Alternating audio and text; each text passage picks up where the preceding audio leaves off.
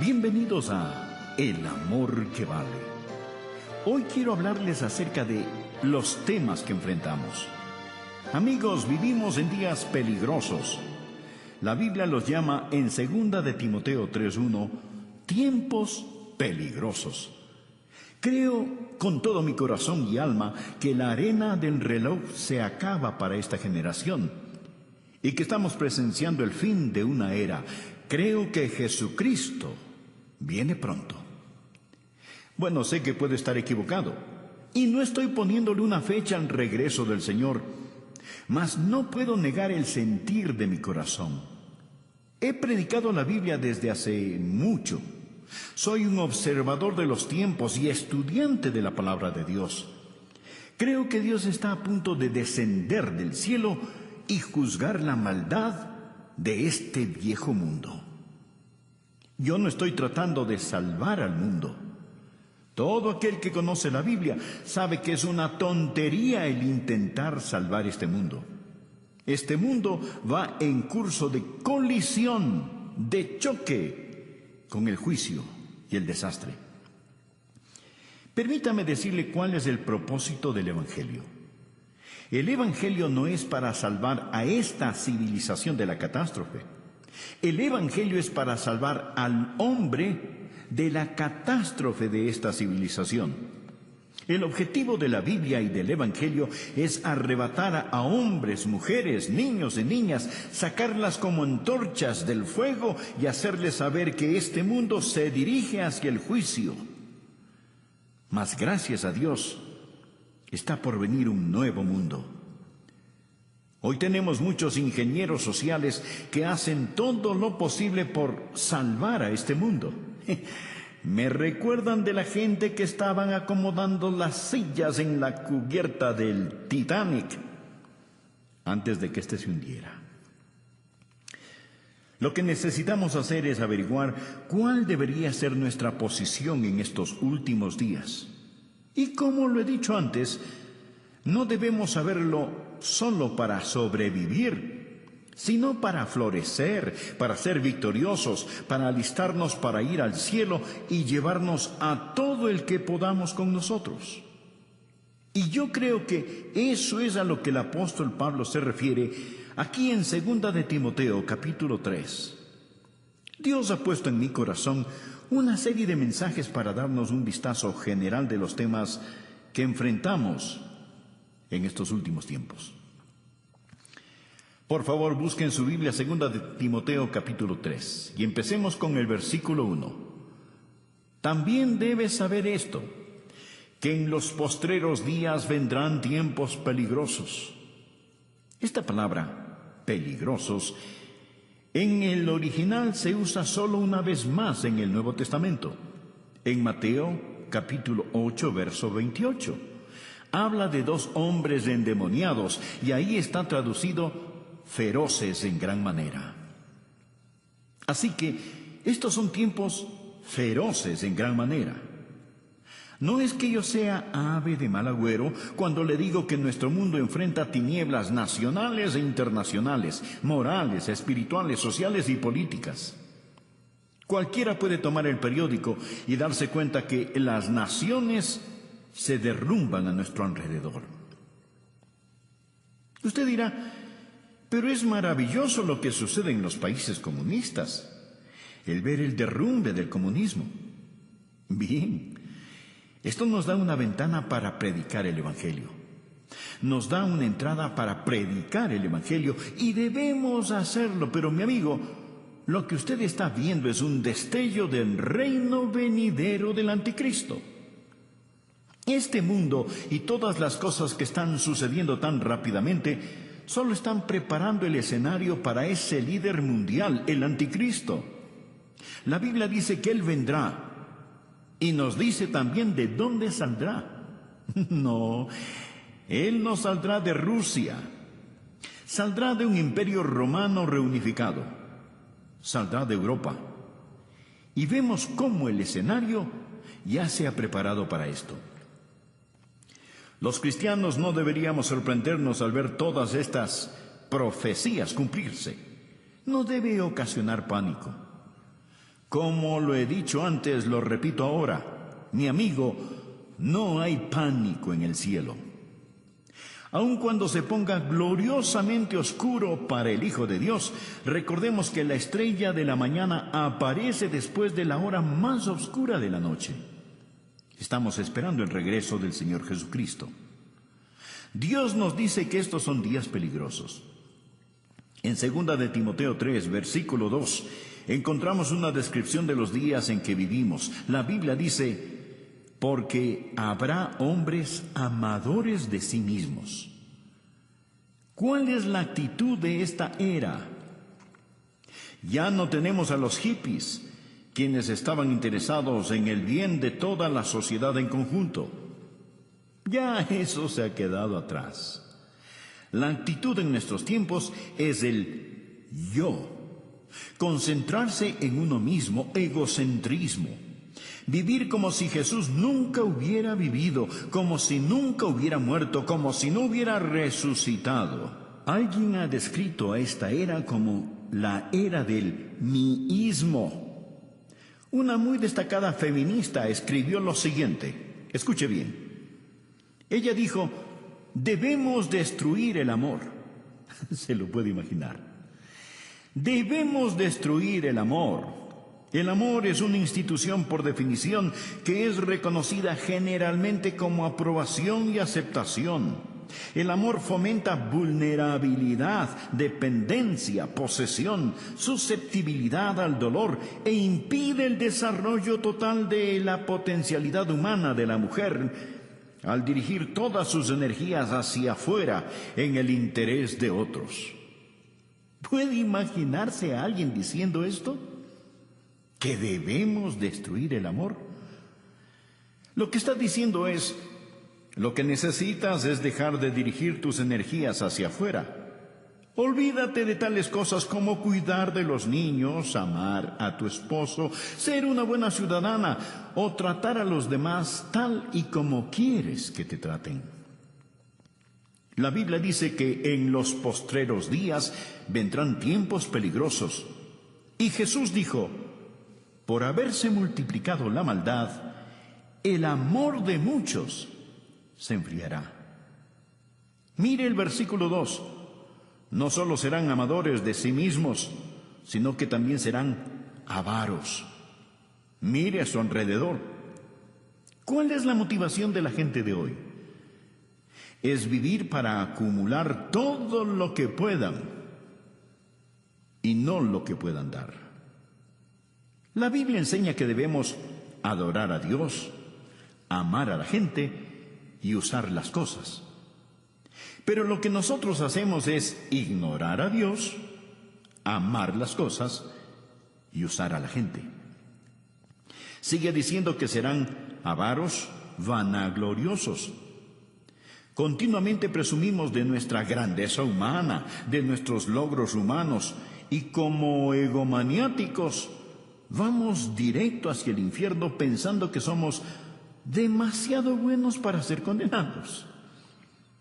Nuestra civilización se está desbaratando, anda arrastrando los pies. Y continúa diciendo la palabra: blasfemos. Puede ver eso en el verso 2. Permítame decirle algo. Me da vergüenza a veces ser estadounidense al encender la televisión. Me pregunto qué pensarán aquellos que nos visitan. El diablo lleva la blasfemia y la pornografía a las salas de los estadounidenses. Parece como si una alcantarilla estuviera abierta. La gente blasfema contra el nombre de Dios.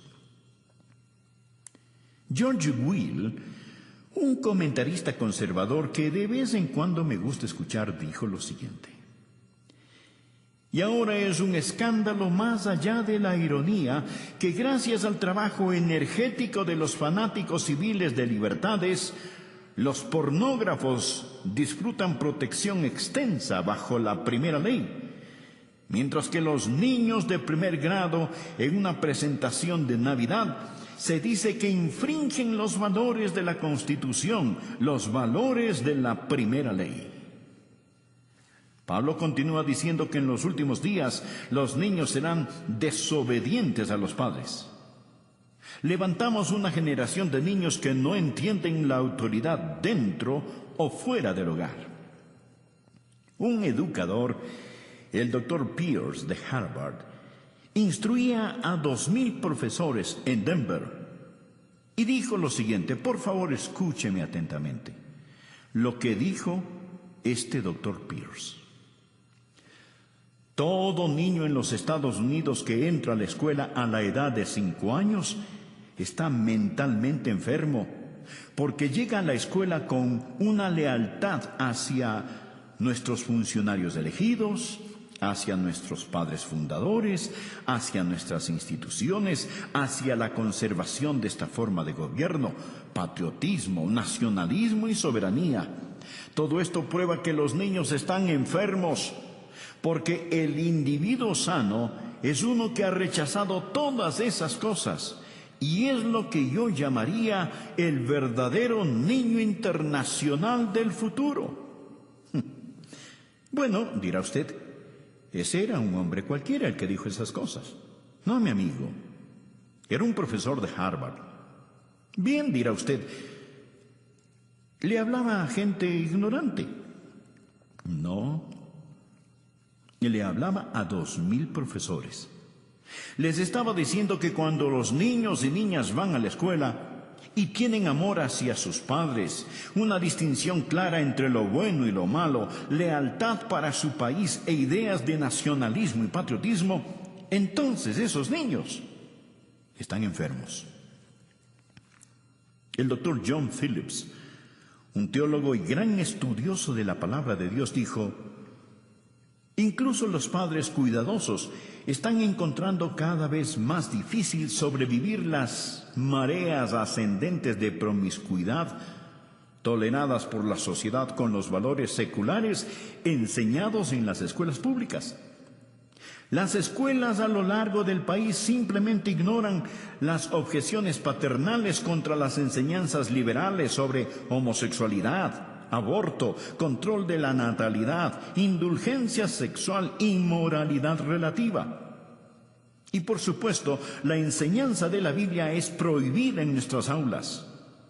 Podemos asignar la lectura y discusión de cualquier libro asqueroso que salga de la imprenta. Podemos estudiar Carlos Marx y George Bernard Shaw. Podemos invitar a brujas, homosexuales y anarquistas a nuestras aulas para que presenten sus ideas. Pero no podemos enseñar la Biblia, ni tener oraciones simbólicas, ni leer las Escrituras en nuestras escuelas. Y luego el Dr. Phillips hace esta pregunta: ¿no es acaso razonable entonces que 1/4 de todos los quinceañeros estadounidenses y 1/10 parte de todos los adolescentes de 13 años hayan experimentado ya con el sexo? Piénselo. 25% de todos los quinceañeros. Mi amigo, cuando yo estaba en la escuela, recuerdo que había algunos niños que hacían ciertas cosas, y todos sabíamos quiénes eran esos niños, y hablábamos de ello. Pero ahora, querido amigo, hay cosas que están pasando y que quebrantan el corazón. Bien, mire el versículo 3. Sin afecto natural. Sin afecto natural. Literalmente significa sin amor de familia, sin amor de familia. Una mañana escuché en la radio sobre un asesinato planeado entre un hijo y sus padres. Iban a asesinar a la esposa del hijo, o sea, a su nuera, para recibir el dinero del seguro. Pero parece que se dieron cuenta que su seguro ya había expirado. Entonces, escuche bien, entonces los padres, en lugar de matar a la nuera, asesinaron a su propio hijo, sin afecto natural. Una feminista dijo: ya que el matrimonio constituye esclavitud para las mujeres, es claro que el movimiento femenino debe concentrarse en atacar esta institución. La libertad para las mujeres no puede ser sin la abolición del matrimonio. Hoy yo sé que hay feministas que creen en el matrimonio y no están de acuerdo con esta mujer. Mas este es el tipo de pensar que está saliendo a flote en la sociedad en la que vivimos. Hay muchos que piensan, y entre ellos mujeres, que el tener una familia, criar niños, es una carga y es una imposición. Para colmo de males tenemos el movimiento homosexual. Cuando la Biblia dice sin afecto natural, habla de no tener el amor de familia que Dios espera que la gente tenga. Una mujer hacia un hombre hacia una mujer, hasta que la muerte los separe. Luego dice, implacables. Estos son tiempos peligrosos en los que vivimos, cuando los hombres romperán sus promesas. Es decir, la palabra de un hombre no significa nada, ya sea un contrato de negocios, un contrato matrimonial o un tratado entre naciones. Que Dios tenga misericordia sobre una nación que ha desechado el matrimonio. Hoy está aumentando lo que llamamos divorcio sin culpa. Mi amigo, eso es una burla. Es una tragedia nacional. El 40% de los matrimonios de hoy terminan en divorcio. Y muchos conviven sin el beneficio del matrimonio, rompen sus promesas. No solo eso, sino también calumniadores, intemperantes. Quiere decir sin autocontrol, crueles, aborrecedores de lo bueno. Nuestras cárceles están llenas de matones. No tenemos espacio suficiente para encerrar a los criminales. Cuando construíamos el templo de nuestra iglesia, uno de los alcaldes dijo: qué bueno que una iglesia tan grande como esta se esté construyendo. Es mejor que se construyan iglesias, porque ya no podemos construir cárceles lo suficientemente grandes, ni lo suficientemente rápido para proteger a los buenos de los malos. La Biblia nos enseña que ahora hay una forma de crueldad y violencia que es incontrolable. Leí que existen por lo menos 140 grupos terroristas que aún funcionan en nuestros días. Ahora estos grupos ya no son como los de antes, pues. Ahora ellos están armados con los equipos más sofisticados. No pasará mucho tiempo antes de que su vida y mi vida estén en más grave peligro debido al terrorismo internacional. Y deseo decir que mientras estoy en el tema de la crueldad y el terror, que ya practicamos el terrorismo en el país. Millares, millones están siendo ejecutados. Hablo del terror del aborto. Creo que el día más trágico en la historia de los Estados Unidos fue en 1973, cuando los bebitos antes de nacer fueron dado el estatus de no personas, no ser personas. Lo que hemos hecho es clasificar al bebé sin nacer como un objeto, una materia, no como una persona, tal y como Hitler clasificó a los judíos. Lo que Hitler hizo fue redefinir el concepto de persona. Hemos reclasificado a los bebés como no personas. Y mañana, un día normal en los Estados Unidos, 4.500 bebecitos serán asesinados por medio del aborto. Hace un año recuerdo que prediqué un sermón acerca del aborto. Prediqué ese sermón en mi congregación y recibí una carta de una persona que se había enojado porque había predicado acerca de ese tema desde el púlpito. Lo que esa persona me dijo era: el aborto es un tema político y usted debería mantener lo político fuera del púlpito. Sin embargo, mi amigo, si usted le pregunta a un político acerca del aborto, Él le dirá que ese es un asunto religioso y que no debería de mezclarlo con la política. ¿Qué le parece? Él dirá, ¿sabe? Personalmente estoy en contra del aborto, pero lo que una persona haga o no haga con su propia vida es su problema, no el mío. Es como que alguien dijera, estoy en contra de que exterminen a los judíos, mas si alguien lo hace en su propia cámara de gas, ese no es mi problema. Así es que si nosotros los predicadores hablamos acerca del exterminio de la vida de los bebecitos, se nos dirá, manténgase fuera del asunto porque eso es política. Y a los políticos les dirán, hey, eso es un tema religioso. Así que, amigo, usted podrá catalogarlo como político o religioso, pero los bebés siguen siendo asesinados. Y tenemos que estar firmes y hablar al respecto. ¿Sabía usted que el 97% de estos abortos se dan por alguna forma de conveniencia? No son para salvar necesariamente la vida de la madre. Tampoco porque es producto de violación o por incesto. Simplemente por conveniencia. El aborto se está constituyendo como uno de los métodos más usados para control natal. Sigamos leyendo lo que nos dice Pablo. Somos gente que aborrece aquello que es bueno.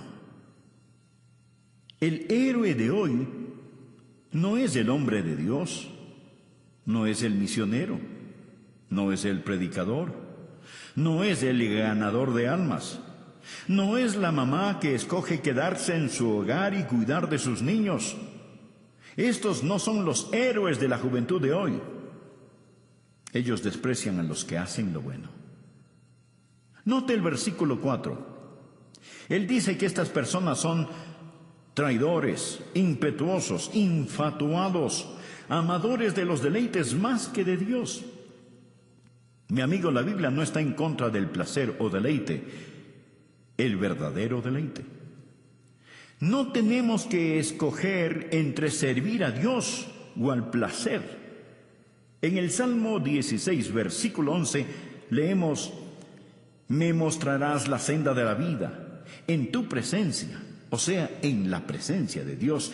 En tu presencia hay plenitud de gozo, delicias o placeres, a tu diestra para siempre.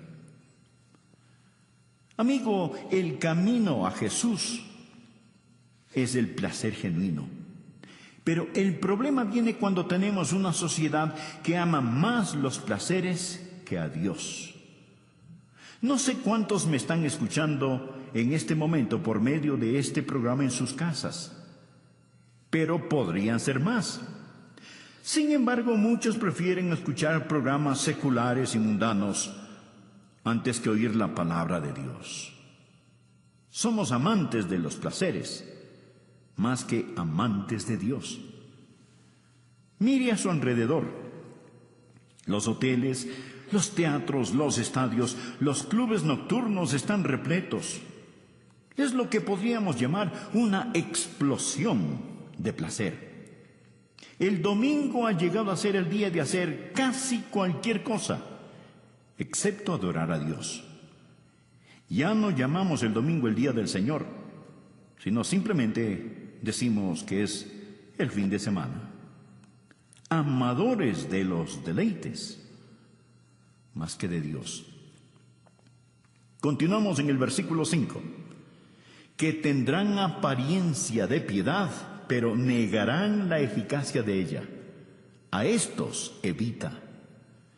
Amigo, no hay escasez de religión, pero la mayoría de la gente no necesita religión. Necesitan abandonar la religión y entregarse a Jesucristo. ¿Qué dice la palabra? Que tendrán apariencia de piedad, pero negarán la eficacia de ella. Es una forma de religión sin poder y sin realidad. La participación religiosa está en todo su apogeo, pero también el índice del crimen. Así que algo anda desesperadamente mal. Hablamos de la religión sin la realidad. Leamos por favor el versículo 6. Porque de estos son los que se meten en las casas y llevan cautivas a las mujercillas cargadas de pecados, arrastradas por diversas concupiscencias.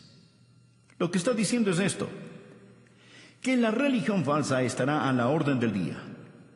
La palabra mujercillas significa mujeres débiles, de carácter débil, criaturas impulsivas, susceptibles a las insinuaciones. Estoy convencido que se refiere a las mujeres liberadas, quienes han rechazado la autoridad de la palabra de Dios y de sus esposos, viviendo por el impulso. Y luego continúa diciendo, mujercillas cargadas de pecados, arrastradas por diversas concupiscencias. Las palabras cargadas con pecados no significan que sean degeneradas y pecadoras. No es eso lo que quiere decir. Ahora, podría ser cierto, pero no es eso lo que significa.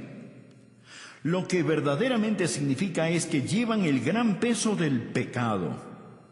Todo hombre, mujer, joven y niño en este mundo lleva el peso del pecado. Eso es lo que les da trabajo a los psiquiatras. Por eso es que se venden tantos sedantes y se consume tanto alcohol, porque la gente trata de olvidar. No saben qué anda mal, puesto que existe este peso opresivo. Están cargados de pecados.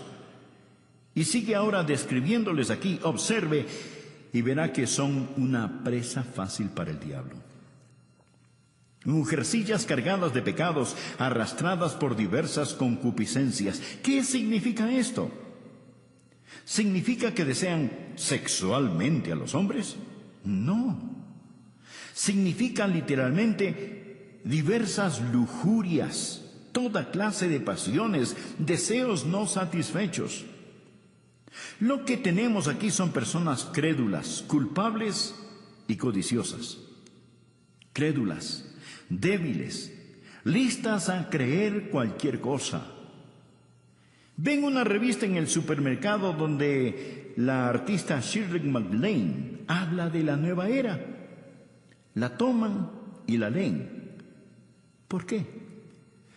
Porque buscan algo que les quite esa culpabilidad que sienten. Además, están vacías y llenas de deseos no satisfechos. Esto es lo que se encuentra en el corazón y mente de muchos hoy en día. Ahora, además de eso, encontramos en los versículos 7 y 8 una explosión de conocimiento. Estas siempre están aprendiendo y nunca pueden llegar al conocimiento de la verdad. Los hechos pueden duplicarse y triplicarse. El conocimiento aumentará, pero no la verdad. Si es nuevo, no es verdad. Mi amigo, debemos seguir luchando vigorosamente por la fe encomendada una vez por todas a los santos. Esta es una generación en busca de alguna cosa nueva. Por favor, ve el versículo 8.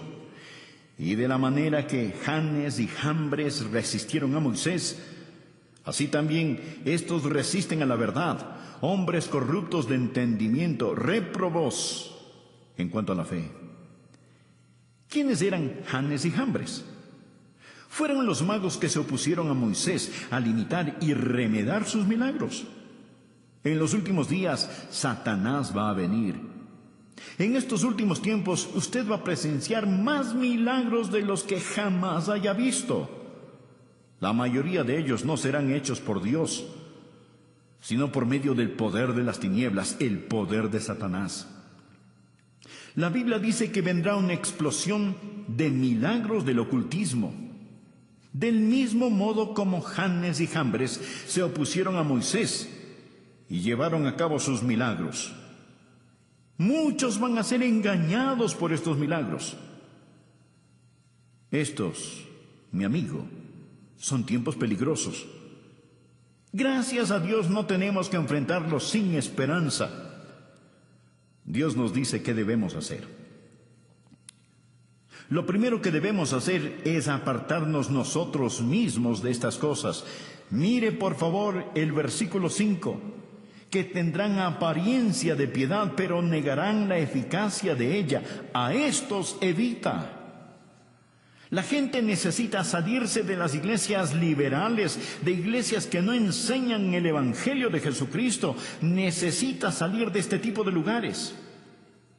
Tal vez usted dirá, pastor, ¿que acaso su iglesia es la única buena y verdadera iglesia? No, Dios sabe que no somos lo que deberíamos ser. Hay muchas iglesias bíblicas maravillosas que honran a Cristo, pero también hay muchas que no. Y hay personas que asisten a ellas y dicen, bueno, es que mi abuelita está enterrada en el cementerio que queda en el patio trasero de la iglesia. Mi amigo, si la abuelita pudiera, se levantaría y saldría de ese lugar. Le garantizo que eso es lo que haría. Y amigo, es lo que usted debería hacer también. Sature con su ausencia esos lugares que no enseñan el Evangelio de nuestro Señor Jesucristo. Escuche, estimado amigo, nosotros debemos testificar a la gente de este mundo, pero no juntarnos con ellos. Segunda de Tesalonicenses 3:14 dice, si alguno no obedece a lo que decimos por medio de esta carta, a ese señaladlo y no os juntéis con él para que se avergüence. Y Romanos capítulo 16, versículo 17 dice, mas os ruego, hermanos, que os fijéis en los que causan divisiones y tropiezos en contra de la doctrina que vosotros habéis aprendido, y que os apartéis de ellos. Y en 1 Corintios 5:11, más bien os escribí que no os juntéis con ninguno que llamándose hermano fuere fornicario, o avaro, o idólatra, o maldiciente, o borracho, o ladrón. Con el tal ni aun comáis. Y 1 de Timoteo 6:5, que tendrán apariencia de piedad, pero negarán la eficacia de ella. A estos evita. La Biblia no dice que tenemos que poner nuestros brazos alrededor de la gente y decirles que sus ideas son tan buenas como las nuestras. Segunda de Juan 10 dice, si alguno viene a vosotros y no trae esta doctrina, no lo recibáis en casa, ni le digáis, bienvenido. La Biblia dice que en estos últimos tiempos debemos evitar a la gente que hemos descrito y necesitamos salirnos de las iglesias liberales, pero no solo es un llamado a salir, sino que también es un llamado a entrar a una iglesia bíblica. Padres de familia, ustedes necesitan asegurarse que sus hijos vayan a la escuela bíblica dominical, que se involucren en los diferentes programas. Jóvenes necesitan asegurarse que están dando un buen ejemplo al asistir continuamente a la iglesia y obedecer la palabra de Dios. Hebreos 10:25 nos dice que entre más se acerca el día del Señor, más necesitamos estar en la casa de Dios y con el pueblo de Dios, no dejando de congregarnos, como algunos tienen por costumbre, sino exhortándonos, y tanto más, cuanto veis que aquel día se acerca. Necesitamos practicar la separación del mundo y la comunicación con el pueblo de Dios. No va a ser muy fácil. Mi amigo, usted va a sufrir en estos últimos días, pero no le hará daño si usted tiene al Señor Jesús. Mire los versículos del 10 al 12. Pero tú has seguido mi doctrina, conducta, propósito, fe, longanimidad, amor, paciencia, persecuciones, padecimientos, como los que me sobrevinieron en Antioquía, en Iconio, en Listra, persecuciones que he sufrido, y de todas me ha librado el Señor. Y también todos los que quieren vivir piadosamente en Cristo Jesús padecerán persecución. ¿Cuántos creen lo que dice el versículo 12? Espero que lo crean. Está en la Biblia. ¿Cuántos de ustedes están sufriendo persecución? Si usted no está sufriendo alguna clase de persecución, es porque tal vez no está viviendo piadosamente en Cristo Jesús. Algunos piensan, bueno, si vivimos piadosamente escaparemos la persecución. No, no escapará. Mi amigo, Jesús no escapó la persecución. Pablo no se libró de la persecución. Usted tampoco se librará. Usted es una persona nacida 2 veces en un mundo de gente nacida solo una vez. Y estará yendo contracorriente todo el tiempo. Este mundo no le va a honrar si usted verdaderamente vive para el Señor Jesús. Le romperán la nuca si es que pueden hacerlo. Vean lo que dice el versículo 13. Mas los hombres malos y los engañadores irán de mal en peor, engañando y siendo engañados. Usted me preguntará, Pastor Rogers, ¿se está poniendo mejor o peor este mundo? Y la respuesta es sí. Los malvados y los engañadores irán de mal en peor, engañando y siendo engañados. Pero el pueblo de Dios, al acercarse en la segunda venida de Jesús, creo que estará brillando más y más. Veo que a pesar de toda la letanía de problemas, hoy más que antes, conozco a más gente que conoce y ama al Señor Jesús, que cree en la Biblia y tienen doctrina sana y firme. La otra noche fui a escuchar un debate entre Philip Shafley y Sarah Weddington, la abogada que hizo legal el matar a bebecitos pequeños. Mientras escuchaba el debate, mi corazón se entristeció cuando vi cómo unos jóvenes celebraban y aplaudían la idea de que bebés antes de nacer pudieran ser aniquilados. Mas déjeme decirle también que me sentí animado cuando vi a otro grupo de jóvenes con rostros brillantes y de aspecto inteligente, muchos de ellos miembros de nuestra iglesia, que estaban allí en el nombre de Cristo y defendían aquello que es verdad. Amigo, es mejor que usted sepa dónde está parado y qué es lo que cree, porque va a ponerse de mal en peor. El diablo hará su trabajo al engañar. Existe todo tipo de charlatanes y esto va a empeorar. ¿Qué debe hacer usted? ¿Qué debe hacer la gente joven, adulta, los ancianos en estos días? Mire el versículo 14. Pero persiste tú en lo que has aprendido y te persuadiste, sabiendo de quién has aprendido, y que desde la niñez has sabido las sagradas Escrituras, las cuales te pueden hacer sabio para la salvación por la fe que es en Cristo Jesús. Recuerde lo que usted ha aprendido. No dude en la oscuridad lo que Dios le ha mostrado a usted en la luz. Recuerde la palabra de Dios y de quién la aprendió. Yo no llegué aquí ayer. He estado aquí muchos años predicando la Biblia.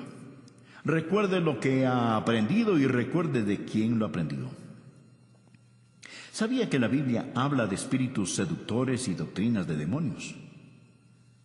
Una joven que era miembro de mi iglesia en la Florida fue a estudiar a una universidad que tenía un aire de religiosidad.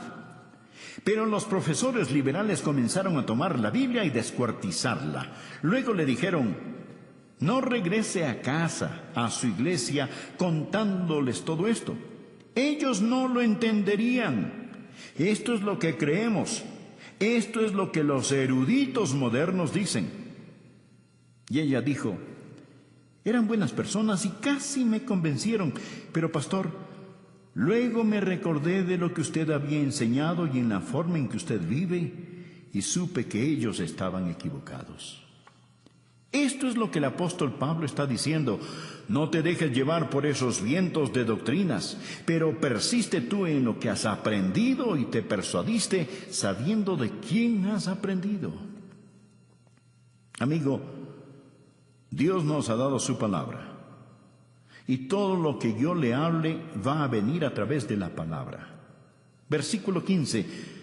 Dios nos ha dado las sagradas escrituras, las cuales te pueden hacer sabio para la salvación por la fe que es en Cristo Jesús. Toda la escritura es inspirada por Dios y útil para enseñar, para redarguir, para corregir, para instruir en justicia, a fin de que el hombre de Dios sea perfecto, enteramente preparado para toda buena obra. Mi amigo, todo lo que necesitamos para vivir en estos últimos tiempos está aquí en la Biblia. Necesitamos saturarnos con la palabra de Dios, ser motivados por el Espíritu de Dios y estar activos en la obra de Dios. Vayamos rápidamente al libro de Hebreos, capítulo 11. Estamos hablando acerca de los héroes de la fe, los campeones de la fe. Ya hemos hablado acerca de Abel. Hoy hablaremos de Enoc. Abel profetizó sobre el Calvario del Cordero, el Señor Jesucristo que murió sobre la cruz. Enoc profetiza la segunda venida del Señor Jesucristo. El mensaje de hoy le ayudará a usted a estar listo para el rapto, porque aprenderá a caminar con Dios. Busque el versículo 5 del capítulo 11 de Hebreos. Por fe Enoc fue traspuesto para no ver muerte. Esto quiere decir que él nunca murió. Fue llevado directamente al cielo sin morir y no fue hallado. O sea que lo buscaron por todas partes, pero no lo encontraron, porque lo traspuso Dios. Y antes que fuese traspuesto, tuvo testimonio de haber agradado a Dios. ¿Agrada usted a Dios con su testimonio? Bueno, la Biblia dice, sin fe es imposible agradar a Dios, porque es necesario que el que se acerca a Dios crea que le hay y que es galardonador de los que le buscan. Mi oración es que hoy usted pueda agradar a Dios, y la manera de agradar a Dios es caminando con Dios. Así que vamos a aprender cómo caminar con Dios, dando un paso cada día, caminando con Dios. Porque cuando usted es un creyente, usted no es simplemente una persona que hizo una decisión.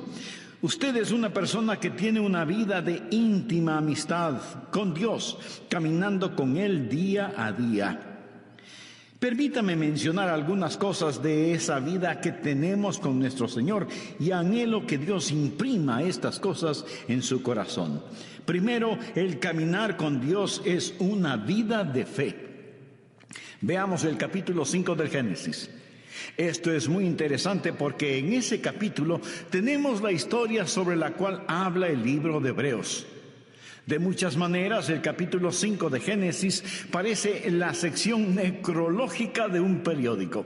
Mire, por ejemplo, el versículo 8. Y fueron los días de Set 912 años. Eso es un tiempo muy largo para vivir, pero note cómo termina. Y murió. Versículo 11. Y fueron todos los días de Enoc 905 años, mucho tiempo. Y murió. Vea lo que dice el versículo 14. Y fueron todos los días de Cainán 910 años y murió. Y ahora el versículo 17. Y fueron todos los días de Mahalalel 895 años y murió. De cada uno de ellos se dice, y murió, y murió, y murió. Vaya qué monotonía, ¿no le parece? Pero quiero que note un nombre que sobresale como una gardenia en este desierto de muerte. Mire el versículo 21. Vivió Enoc 75 años y engendró a Matusalén. Y caminó Enoc con Dios después que engendró a Matusalén 300 años y engendró hijos e hijas. Y fueron todos los días de Enoc 365 años. Caminó pues Enoc con Dios y desapareció porque le llevó Dios. No dice que murió, fue arrebatado, fue llevado directamente al cielo. Ahora, ¿qué es lo que pone en evidencia esa vida? Primero, que la vida que camina con Dios es una vida de fe. Leamos nuevamente Génesis 5:24. Caminó pues Enoc con Dios y desapareció porque le llevó Dios. Ahora vea lo que dice Hebreos 11:5. Por la fe Enoc fue traspuesto para no ver muerte, y no fue hallado porque lo traspuso Dios. Y antes que fuese traspuesto, tuvo testimonio de haber agradado a Dios. ¿Cómo es que Enoc agradó a Dios? El versículo 6 tiene la respuesta, pero sin fe es imposible agradar a Dios. ¿Cómo agradó Enoc a Dios? Caminando con Dios. ¿Cómo caminó Enoc con Dios? Creyendo en Dios. Así que la vida de un caminar con Dios es sencillamente una vida de fe. Pero ¿de dónde obtuvo Enoc esa fe? Bueno, la obtuvo de la palabra de Dios. Esa es la forma en que yo la obtuve. Esa es la forma en que usted la obtiene. Romanos 10:17 dice: así que la fe es por el oír, y el oír por la palabra de Dios. Ahora escúcheme atentamente. Usted nunca tendrá la fe aparte de la voluntad de Dios. La fe no está adivinando la voluntad de Dios. La fe es aprender la voluntad de Dios y creer a Dios. Fe es escuchar la voz de Dios y creerla. Pero la fe viene por el oír, y el oír por la palabra de Dios. Esa palabra puede ser por medio del Espíritu Santo, puede ser a través de las páginas de las Escrituras, pero no es algo que usted lo dice y lo reclama. Dios habla y usted lo cree. Usted lo cree. Eso, mi amigo, es fe. Y sin fe es imposible agradar a Dios. ¿Desea usted caminar con Dios? Espero que sí. Entonces usted tiene que experimentar el caminar por fe. Algunas veces leemos el libro de Génesis en el Antiguo Testamento y decimos: ¿qué sabían ellos? No sabían nada entonces. Gente rústica, ignorante, arando con azadones. No tenían televisión, ni computadoras, ni internet. ¿Qué sabían ellos? Se sorprendería el saber lo que Enoc, el séptimo hijo de Adán, sabía. Por ejemplo, ¿sabía usted que Enoc fue un profeta? Anote el margen Judas, versículo 14. De estos también profetizó Enoc, séptimo desde Adán, diciendo: he aquí vino el Señor con sus santas docenas de millares. Amigo, piensa en esto. Aquí está un hombre, solo 7 generaciones después de Adán, profetizando la segunda venida de Jesucristo. Verá, el libro de Génesis es el semillero de toda la Biblia. Puede ver el Calvario al estudiar a Abel. Y ahora ve la segunda venida de Jesucristo al estudiar a Enoc, quien proféticamente dice: el Señor viene, y viene seguido por los ejércitos del cielo.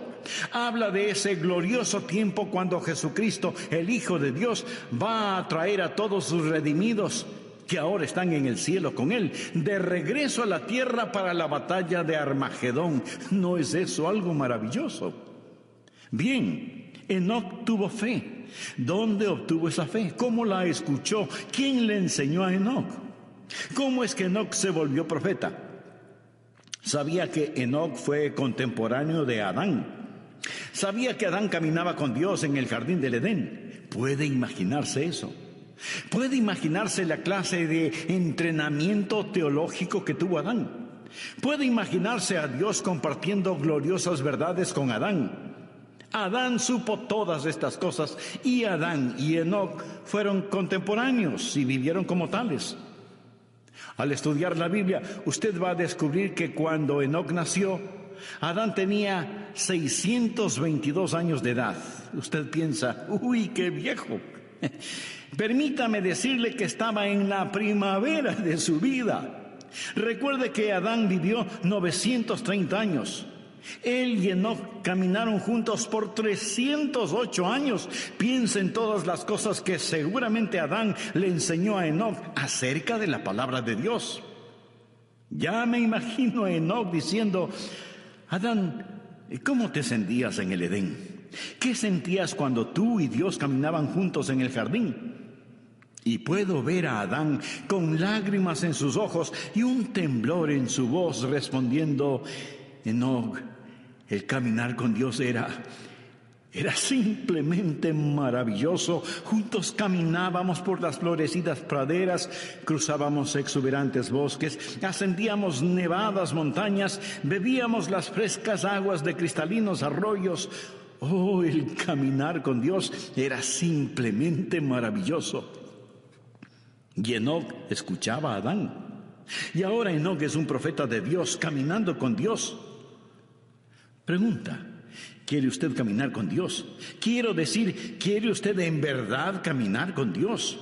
No hablo solo de asistir a una iglesia, no hablo de solo saber los hechos en forma literal o académica. Quisiera que Dios sea más real para usted que la persona que está ahora mismo junto a usted. Eso es posible. Por lo tanto, ponga atención. Este caminar con Dios empieza con fe. Todo este capítulo de Hebreos habla acerca de la fe, y el énfasis es que Enoc caminó con Dios porque creyó a Dios.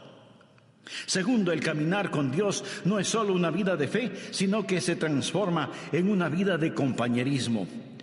Usted da el paso de fe y camina en compañerismo. La Biblia dice en Génesis 5:22: y caminó Enoc con Dios después que engendró a Matusalén 300 años y engendró hijos e hijas. Y en Hebreos 11:5 y 6 dice: por la fe Enoc fue traspuesto para no ver muerte, y no fue hallado porque lo traspuso Dios. Y antes que fuese traspuesto, tuvo testimonio de haber agradado a Dios. Pero sin fe es imposible agradar a Dios, porque es necesario que el que se acerca a Dios crea que le hay, y que es galardonador de los que le buscan.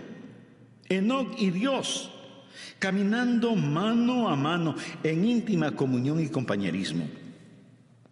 Amigo, ¿tiene usted esa clase de compañerismo con Dios? Yo la tengo. Lo digo no para vanagloriarme, sino para alabar al Señor. Se lo digo, y Dios sabe que no es una exageración. Jesucristo es tan real para mí como reales son los miembros de mi iglesia y como son reales ustedes que me escuchan. Le conozco, Él es real para mí. El apóstol Pablo escribió: yo sé a quién he creído. Note que él no dijo: yo sé en quién he creído. Esa es la forma en que mucha gente cita ese versículo erróneamente. Pablo no quería una preposición entre él y Cristo. Yo sé a quién he creído. No dijo: yo sé cosas acerca de Jesús. Por supuesto que las sabía, pero dijo: conozco a Jesús. Usted puede saber cosas acerca de una persona sin jamás llegar a conocer a esa persona. Pero en relación con el Señor Jesucristo, usted tiene que llegar a conocerle íntimamente. La vida de fe es una vida de amistad y de compañerismo. En Amós 3:3 leemos: andarán dos juntos si no estuvieren de acuerdo. Ya note al margen el siguiente versículo. Es uno de los grandes versículos en el Antiguo Testamento, Miqueas 6:8. Oh hombre, Él te ha declarado lo que es bueno. ¿Quiere usted saber lo que es bueno? ¿Quiere usted escuchar algo bueno? ¿Qué pide Jehová de ti? Solamente hacer justicia y amar misericordia y humillarte ante tu Dios. Dios está diciendo: muestra misericordia a la gente, sé justo y camina conmigo. ¿Qué es lo que Dios quiere? Y algunas personas dicen: bueno, Dios quiere que le sirvamos. Mi amigo, si Dios lo único que quiere es servicio, Él puede utilizar ángeles. Ellos harían un mejor trabajo que nosotros, siempre obedeciendo instantáneamente y realizando el trabajo con poder. Pero Dios no quiere un mero servicio. Por supuesto que debemos servirle, pero Él no nos creó para eso. Otros dicen: Dios quiere eruditos y quiere que aprendamos todos los hechos acerca de Él.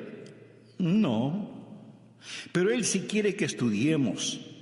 Dios no tiene ningún respeto para la ignorancia como resultado de la ociosidad. Pero entonces, en definitiva, ¿qué es lo que quiere Dios? Dios quiere caminar con usted. ¿Por qué lo creó? Lo creó a su imagen para poder tener compañerismo con usted. ¿Sabía que usted puede saber mucho acerca de Él y sin embargo no conocerle? Voy a leer para usted parte de un ensayo escrito por un estudiante de 17 años en un colegio cristiano. El ensayo se refiere a Jesús. Al escucharlo usted probablemente dirá: ese es un buen ensayo. Pero de antemano le voy a decir quién lo escribió para que usted lo vaya evaluando. Lo escribió Karl Marx, el fundador del comunismo ateo. El hombre que escribió ese maléfico libro El Capital. El hombre que ha causado más miseria, más derramamiento de sangre, más odio, más violencia, más división que ningún otro hombre. Sin embargo, Karl Marx escribió lo siguiente cuando tenía 17 años de edad. Escuche. Si examinamos la historia de la naturaleza del hombre como individuo, constantemente observamos la chispa de la divinidad en su pecho. El entusiasmo por aquello que es bueno, la lucha por sabiduría, el anhelo por la verdad está sofocado por las llamas del deseo y la avaricia. El celo por la virtud se vuelve agonizante por la tentadora voz del pecado y se torna en una burla tan pronto como sentimos el impacto total de la vida. Nuestros corazones razonan y la historia de las palabras de Cristo nos llaman fuerte y convincentemente para decirnos que la unión con Él es absolutamente necesaria y sin Él seremos rechazados por Dios. Porque Él es el único capaz de liberarnos. Una vez que el hombre haya obtenido esta virtud, esta unión con Cristo, Él despertará quieta y serenamente y esperará también quieta y serenamente los golpes del destino. Con bravura se opondrá a las tormentas de las pasiones y sin ningún temor soportará la ira de los malvados, porque ¿quién podrá destruirle o robarle de su Redentor? Mi amigo, ¿cuál es el problema con este ensayo de Marx? Absolutamente ninguno, en cuanto se refiere a la verdad. Pero si Marx hubiera estado escribiendo un ensayo en historia o geografía, él hubiera hecho también un excelente trabajo porque tenía una mente brillante. Él sabía las respuestas, pero no conocía a Jesús.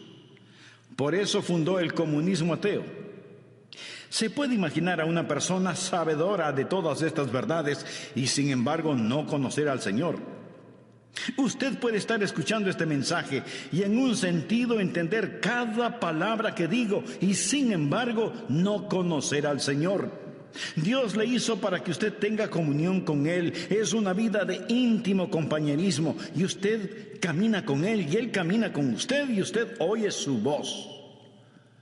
Amigo, ¿camina Dios con usted? ¿Puede usted escuchar su voz? Quiero decir, ¿es Jesucristo real para usted cuando va rumbo a su trabajo? Cuando tiene que bregar con sartenes y ollas en la cocina, cuando está sentado frente a su escritorio, cuando está en la cancha de juego, ¿sabe que Jesucristo es real para usted? Lo será cuando usted camine con Él. Algunas veces la gente actúa de diferente manera cuando está en la iglesia. Ahora, escúcheme con atención. En la iglesia, cuando alguien está predicando, usted debe estar en silencio. Cuando se canta, usted se une a todos en los cánticos, pero no cambie su personalidad, no se vuelva súper místico de pronto porque está en la iglesia. Ahora somos santos, santos, santos a la fuerza. No. Un creyente es perfectamente natural y naturalmente supernatural, supernaturalmente natural y naturalmente supernatural. Lo confundí. Lo que estoy diciendo es simplemente esto: no cambie. Algunas veces me invitan a predicar en otras congregaciones y ahí estamos sentados, el pastor de la iglesia y yo como pastor invitado, y los dos estamos conversando normalmente. Luego él se levanta, se acerca al púlpito y dice: amados hermanos, pero cambia su voz y suena como si tuviera una pepa en la garganta. Algunas veces a la gente no le gusta ir a la iglesia porque los demás no dejan de conversar y suenan como pajaritos en un árbol, y luego piden silencio porque hemos venido a adorar. Cuando usted se encuentra con sus hermanos y hermanas en Cristo, demuestre su felicidad. No hay nada de malo en eso, pero usted dice: pienso que debemos estar quietos y saber que Dios está en su santo templo. Cierto. Hay un tiempo para estar callados, hay un tiempo para gritar, hay un tiempo para llorar, hay un tiempo para reír. Eso es lo que leemos en el libro de Eclesiastés. Hay momentos cuando debemos ser exuberantes en nuestra adoración. La Biblia dice: pueblos todos, batid las manos. Los hombres oren en todo lugar, levantando manos santas. Hay momentos cuando debemos estar sobre nuestro rostro, arrodillados delante de Dios. Todas estas cosas son verdaderas, pero el punto es que debemos ser naturales. No piense que la fe es algo que nos ponemos cuando vamos a la iglesia. Lo que estoy diciendo es que debemos caminar con Dios las 24 horas del día, los 7 días de la semana, los 365 días del año. Es un caminar constante. En el mensaje anterior vimos que el caminar con Cristo es en primer lugar una vida de fe. Y como lo dice el apóstol Pablo en Romanos 10:17, así que la fe es por el oír y el oír por la palabra de Dios. En segundo lugar, el caminar con Cristo implica una vida de íntimo compañerismo. ¿Qué pide Jehová de ti? Solamente hacer justicia, llamar misericordia y humillarte ante tu Dios. Pero no solo es una vida de fe y de íntimo compañerismo, sino que en tercer lugar es una vida que da frutos.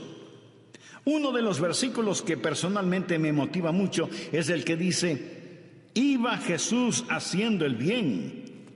Algunas veces oro: Señor, hoy no tengo nada en mi agenda, solo permíteme ir haciendo el bien. ¿Por qué Enoc fue tan fiel? Fue fiel por 300 años. Veamos Génesis 5:22. Y caminó Enoc con Dios después de engendrar a Matusalén 300 años y engendró hijos e hijas. 300 años. Eso es 109.500 días. Buenos días, malos días, días cálidos, días fríos, con nieve, lluvia, ventiscas, sequías, inundaciones, guerra, paz, oposición. Caminando siempre con Dios, sin desmayar, sin dudar. Hay una constante fidelidad en su caminar. De paso le diré que la vida de Enoc no transcurrió en un monasterio. Si lee la vida de Enoc, él tuvo una familia, tuvo hijos. Sin duda tuvo un trabajo, una casa, un negocio, y no vivió en una época fácil.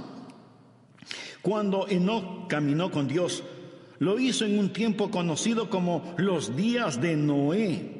Violencia, vicios y maldad eran tan desenfrenados que Dios decidió destruir el mundo por medio de un diluvio. En los días de Noé, Enoc caminó con Dios.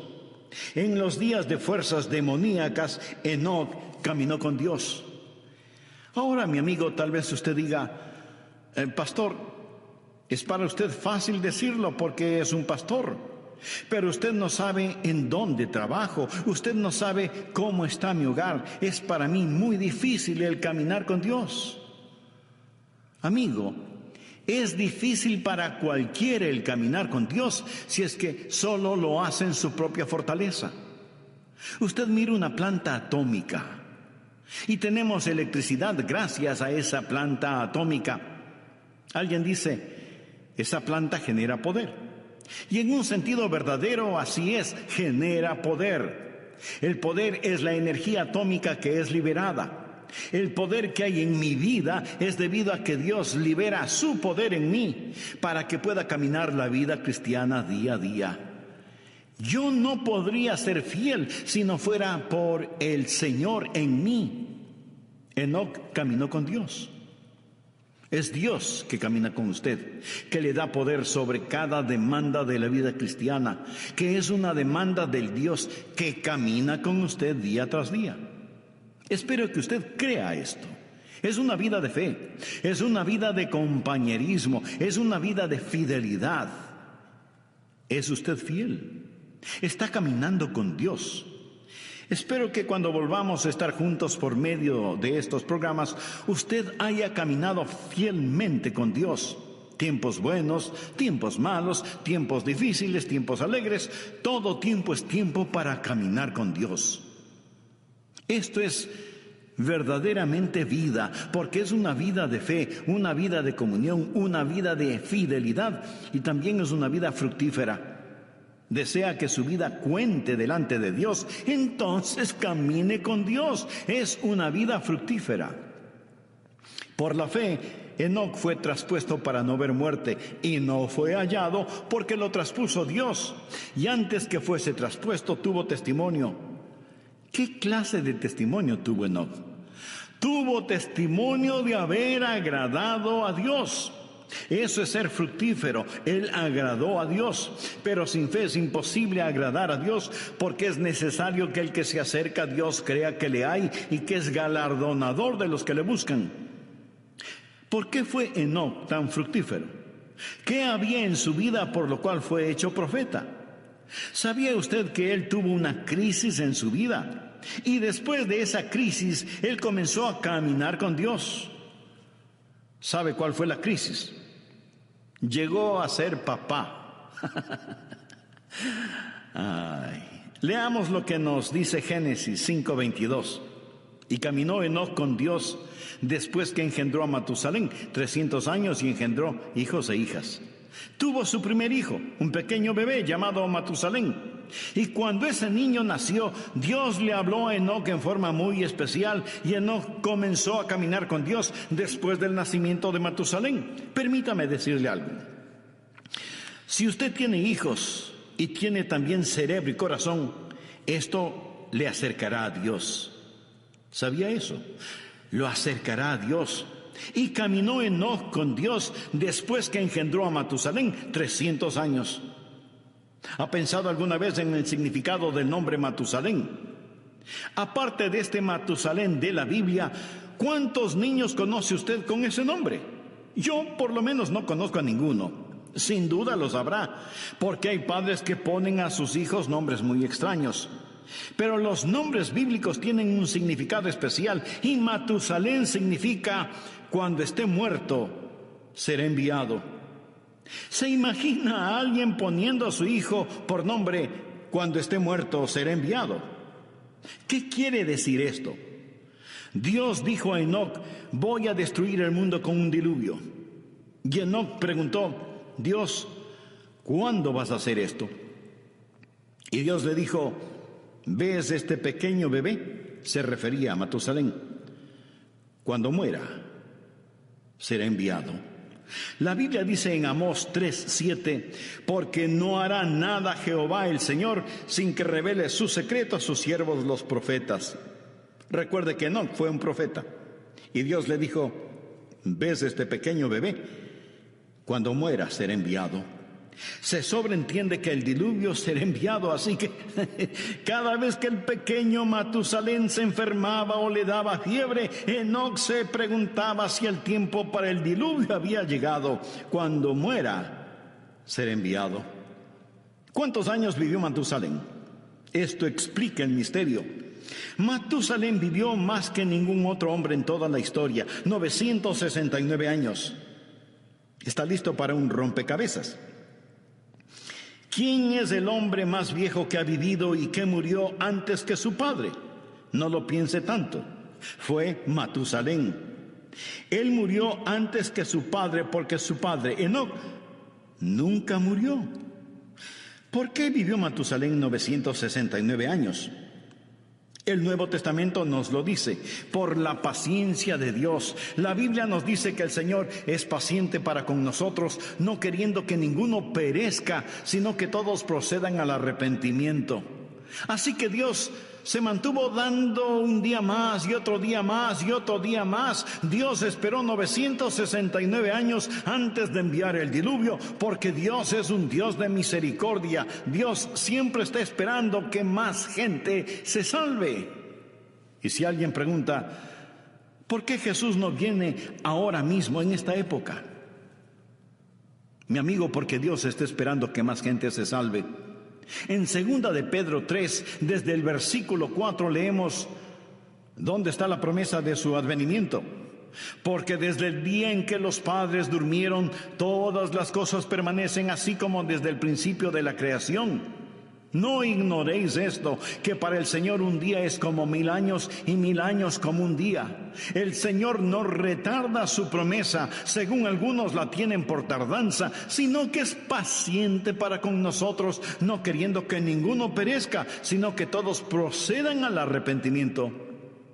Podría ser la razón por la que no vino ayer, porque Dios quiere que usted se salve hoy. Podría ser también que Dios está manteniendo la puerta abierta una vez más. Pero quiero decirle que finalmente el diluvio vino. Y aún ahora las convulsionadas aguas de la ira de Dios están furiosamente golpeando la represa de su misericordia. Y uno de estos días Jesucristo vendrá y será demasiado tarde para usted, como lo fue para aquellos que perecieron en el diluvio. Quiero mostrarle que el diluvio llegó cuando Matusalén murió. ¿Está listo para practicar algo de aritmética? Sé que muchos de ustedes son como yo, no me gusta la aritmética, pero sea que nos guste o no, vamos a hacerlo de todas maneras. Leamos Génesis 5:25. Vivió Matusalén 187 años y engendró a Lamec. Ahora el pequeño Matusalén nació. Su nombre significa cuando muera será enviado. Vino a ser papá cuando tenía 187 años y engendró a un hijo llamado Lamec. Lamec le dio a Matusalén un nieto. Dice la Biblia, vivió Lamec 182 años y engendró un hijo y llamó su nombre Noé. Así que el nieto de Matusalén fue Noé. Lamec nació después de 187 años y 182 años después nació el pequeño Noé. Hay 369 años hasta el nacimiento de Noé. Matusalén ya tenía 369 años cuando vino a ser abuelo. Ahora, cuando ese nieto, Noé, tenía 600 años, vino el diluvio. Y si alguien se está preguntando que cómo lo sé, le invito a leer Génesis 7:11. Y el año 600 de la vida de Noé, en el segundo mes, a los 17 días del mes, aquel mismo día fueron rotas todas las fuentes del grande abismo y las cataratas de los cielos fueron abiertas. Llegó el diluvio. Verá, 187 más 182 dan como resultado 369. Sume a esos 600 y tenemos 969 años. Ese día llegó el diluvio. Ahora ya entiende el significado de cuando muera ser enviado. Ahora comprende por qué Matusalén vivió 969 años, porque Dios estaba posponiendo el día de su juicio debido a su misericordia, pero llegó el diluvio. Y el día del Señor vendrá también. Como fue en los días de Noé, así será en ese día. Y yo creo que Enoc tuvo un poquito de miedo.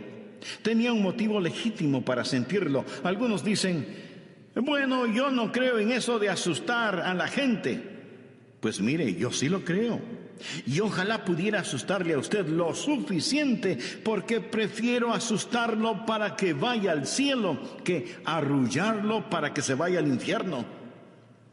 Jesús dijo, temed más bien a aquel que puede destruir el alma y el cuerpo en el infierno. Y en el libro de Proverbios leemos, el principio de la sabiduría es el temor de Jehová. Una de las marcas de los últimos días será que no hay temor de Dios delante de sus ojos. Querido amigo, permítame decirle que el Dios Todopoderoso es un Dios de juicio. Pero esta verdad no le gusta escuchar a mucha gente. Se supone que no debemos pensar que Dios es un Dios de justicia y juicio, sino solo un Dios de amor. Sí, Dios es un Dios de amor, infinito, inimaginable, insondable, indescriptible, glorioso amor, pero también es un Dios de justicia. Ahora, si usted dice que Dios es un Dios de amor y no un Dios de justicia, eso es solo una media verdad. Y cuando usted toma una media verdad y hace de esa media verdad toda la verdad, esa media verdad no es verdad. Y aunque no lo voy a repetir, esa es la verdad. Dios le dijo a Enoc, cuando Matusalén muera, enviaré el diluvio. Y Enoc creyó a Dios y comenzó a caminar con Dios. Mi amigo, el día del juicio viene y es mejor que usted comience a caminar con Dios. Tal vez usted me diga, pastor, no use el miedo conmigo. Muy bien, pero ¿se ha dado cuenta que su doctor sí lo hace? Le dice, tiene que bajar su colesterol o corre peligro de muerte. Su dentista también le advierte, cepíllese bien los dientes o los perderá. Aún los expertos en tráfico usan el miedo. La policía patrullera en las carreteras lo hace. Mi amigo, el principio de la sabiduría es el temor de Jehová.